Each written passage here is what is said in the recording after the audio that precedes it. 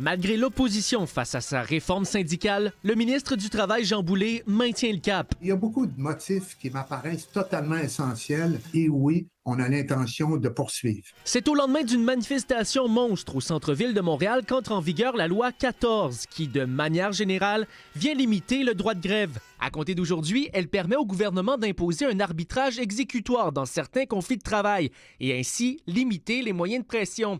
Il faut cependant que cette grève ou lock-out cause un préjudice grave à la population.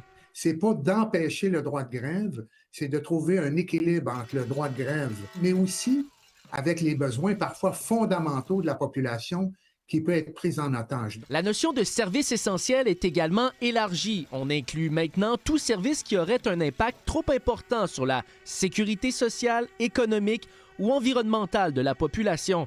Cependant, cet avocat exprime des doutes quant à la validité juridique de la nouvelle loi. On ne peut interférer dans un droit de grève ou un droit d'association que dans la mesure où la santé et sécurité de la population est en jeu. À partir du moment où on va plus loin que ça, quand même bien qu'on l'ait mis dans une loi, je pense que les tribunaux arriveraient à la conclusion que cette loi-là est inapplicable dans ce cas-là. Jean Boulet se heurte aussi à une résistance importante avec l'autre partie de sa réforme, le projet de loi 3.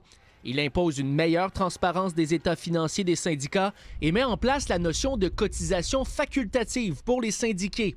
Plus tôt ce mois-ci, le Barreau du Québec a dit craindre des dérives autoritaires du gouvernement Legault avec ses projets de loi. Une déclaration qui a été reprise hier par les syndicats. Le Barreau du Québec, la Commission des droits de la personne, c'est deux organismes vraiment rigoureux qui disent que la CAQ, avec ses projets de loi 1, 2 et 3, bien, ce sont des projets de loi autoritaires. C'est quand même pas rien. Le ministre du Travail se dit toutefois ouvert à apporter des modifications. Je le répète, c'est tout le temps perfectible. Il y a un processus démocratique qui est tout à fait sain au Québec.